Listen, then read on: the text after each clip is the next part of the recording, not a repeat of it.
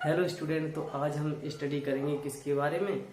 विद्युत मोटर के बारे में, अर्थात इलेक्ट्रिक मोटर के बारे में। ठीक है ना। तो सबसे पहले हम लोग जानेंगे कि इसका सिद्धांत क्या होता है। ठीक है ना। हम जो पार्ट जानेंगे वो मैं उसके बारे में आपको लिखे दे रहा हूँ अच्छे से। ठीक है ना। तो पहला हम जानेंगे कि इसका जो प्रिंसिपल है या सिद्धांत है वो क्या होता है। ठीक है ना। सिद्धांत जान लेंगे। ठीक है ना। उसके बाद इसके जानेंगे कौन कौन से पार्ट होते हैं। ठीक है ना। तो जिसमें जो पहला पार्ट होता है इसका वो होता है हमारा क्षेत्र चुंबक होता है। ठीक है ना। क्षेत्र चुंबक होता है। दूसरा जो इसका पार्ट होता है वो हमारा क्या होता है, ये जो हमारी आर्मेचर है, आर्मेचर, इसको हम आर्मेचर या आर्मेचर कुंडली लिखते हैं। आर्मेचर कुंडली। और इसके जो नेक्स्ट पार्ट है वो है हमारा क्या है, इसका नेक्स्ट पार्ट है हमारा विभक्त वलय है। ठीक है ना। तो हम विभक्त वलय लिखते हैं,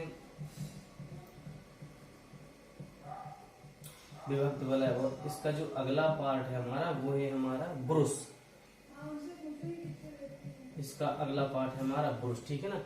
तो पहले हम इसके प्रिंसिपल में जानेंगे। तो जो विद्युत मोटर का हमारा जो सिद्धांत है वो क्या कहता है? विद्युत मोटर का हमारा सिद्धांत कहता है कि जैसे ही हम किसको, आर्मेचर कुंडली को हम बैटरी से जोड़ते हैं। ठीक है ना।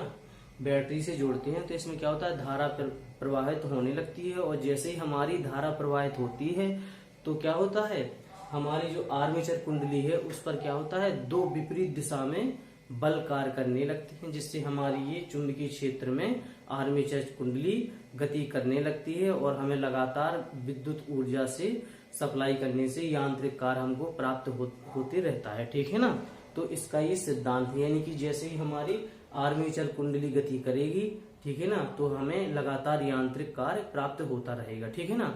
अब हम इसके पार्ट्स के बारे में डिस्कशन करते हैं, कौन कौन से इसके पार्ट्स होते हैं। ठीक है ना। तो इसका जो पहला पार्ट होता है वो होता है क्षेत्र चुंबक। ठीक है ना। तो ये है हमारी क्षेत्र चुंबक। ठीक है ना। ये शक्तिशाली क्षेत्र चुंबक होती है, किसमें? विद्युत मोटर में होती है। ठीक है ना।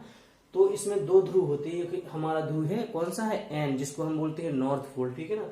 दूसरा हमारा ध्रुव है एस, जिसको हम बोलते हैं साउथ पोल। ठीक।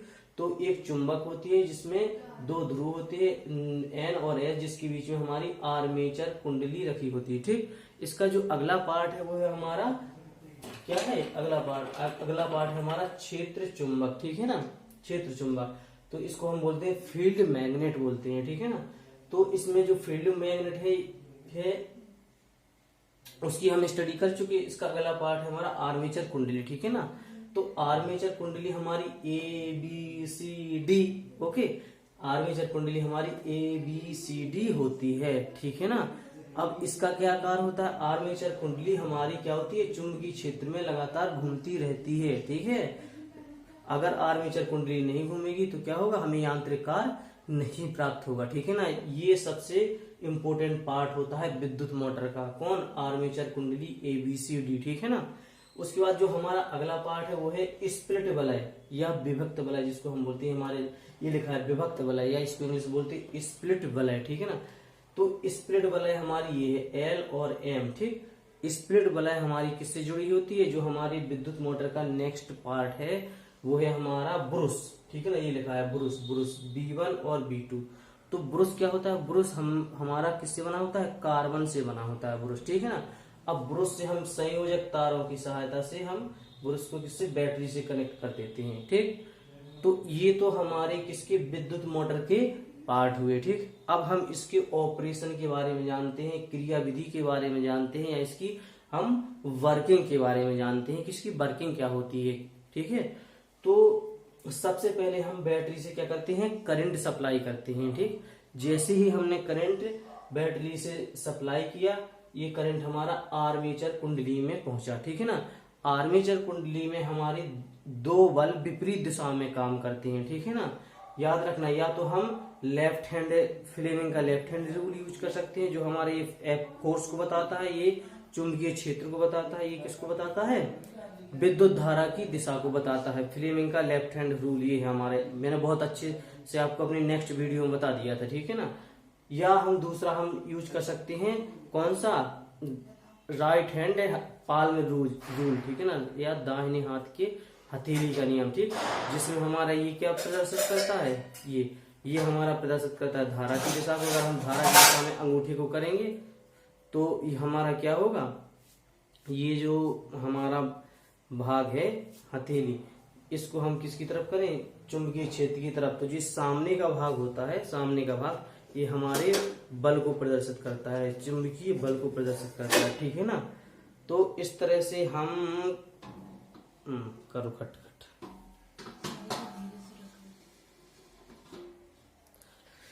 ठीक, तो ये जो हमारा दाहिने हाथ की हथेली में है, तो ये क्लियर हो गया ना, ये हमारा आई को प्रदर्शित करेगा, ये हमारा बी, ये आई को प्रदर्शित करेगा, ये बी को प्रदर्शित करता है, और ये किसको प्रदर्शित करता है, ये हमारा एफ को प्रदर्शित करेगा। इस तरह से हम लिख सकते हैं हमारा एफ को प्रदर्शित करता है, ठीक है।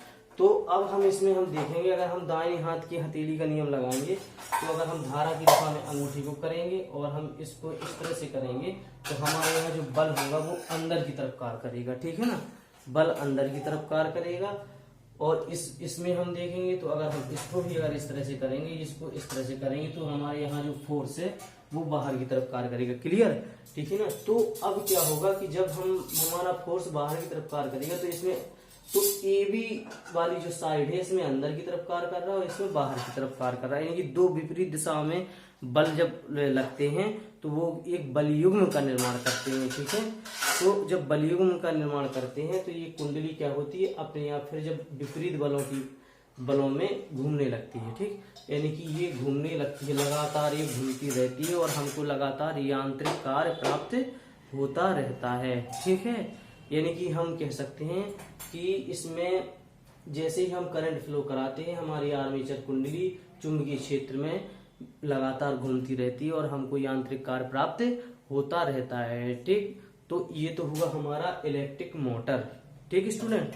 अब हम आगे आपको बताएंगे किसके बारे में, बहुत ही इंपॉर्टेंट है, बायो-सेवर्ट का नियम, ठीक, बायो-सेवर्ट का नियम। तो बायो-सेवर्ट ने क्या बताया था, है आपको पता? अगर आपको बायो-सेवर्ट के नियम के बारे में पता हो तो बताइए, ठीक।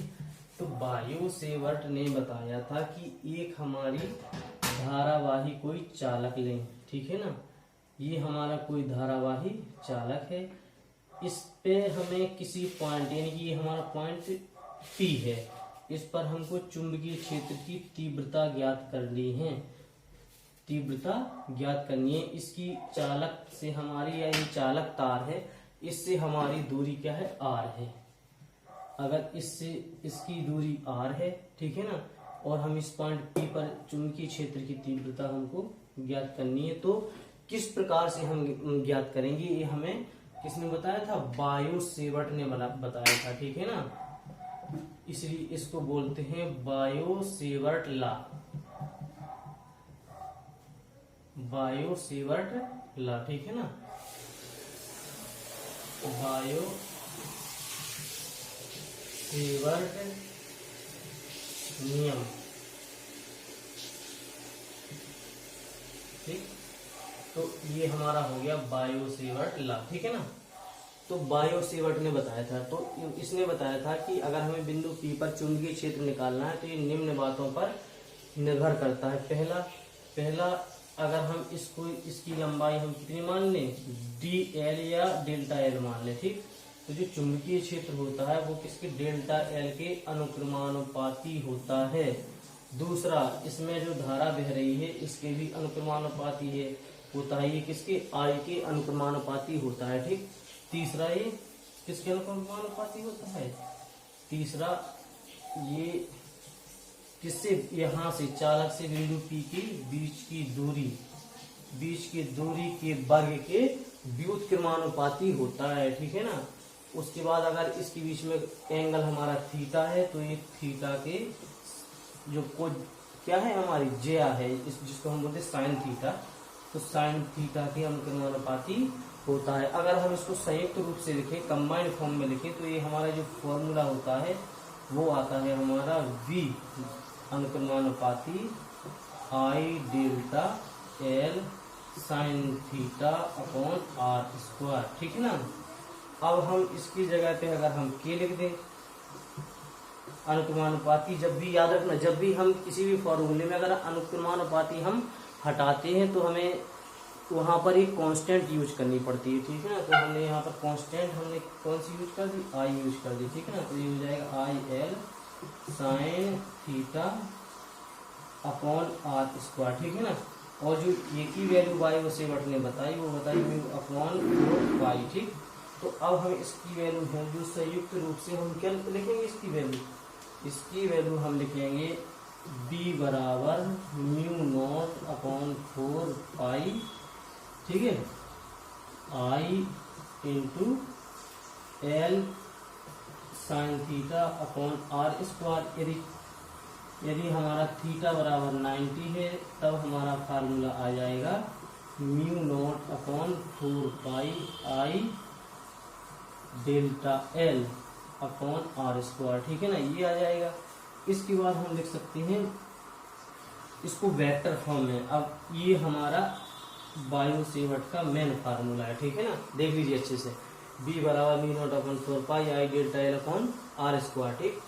अब हम इसको वेक्टर फॉर्म में लिखना चाहें तो हम इसको लिख देंगे b बराबर mu naught upon 4 pi I delta L into vector r upon r to the power, ये इसका वेक्टर फॉर्म है, ठीक। तो स्टूडेंट ये तो हुआ हमारे बायो सेवर्ट का नियम, बायो सेवर्ट का लॉ। उसने किसके बारे में बताया, किसी धारावाही चालक के पास स्थित किसी बिंदु P पर चुंबकीय क्षेत्र जो किन किन चीजों पर निर्भर करता है उसके बारे में उसने बताया था, या किन किन फैक्ट पर निर्भर करता है, किन किन पॉइंट पर निर्भर करता है, उसके बारे में बायो सेवर्ट ने बता दिया, ठीक। अब हमको देखना है कि एक समान चुंबकीय क्षेत्र में कोई हमारी धारावाही चालक है, उस पर जो हमारा बल लगता है उसके बारे में हमें स्टडी करना है, ठीक है ना। एक समान चुंबकीय क्षेत्र यानी कि अगर हमारा ये हमारा क्या है, एक समान चुंबकीय क्षेत्र है, ठीक है ना, एक समान चुंबकीय क्षेत्र हम ये ले रहे हैं, ठीक है। लिखिए दे रहा हूं मैं इसके, एक समान चुंबकीय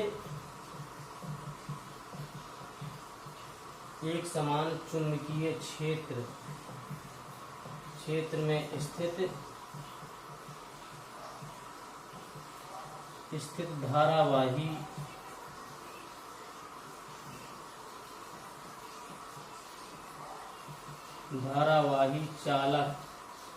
में स्थित धारावाही चालक पर लगने वाला बल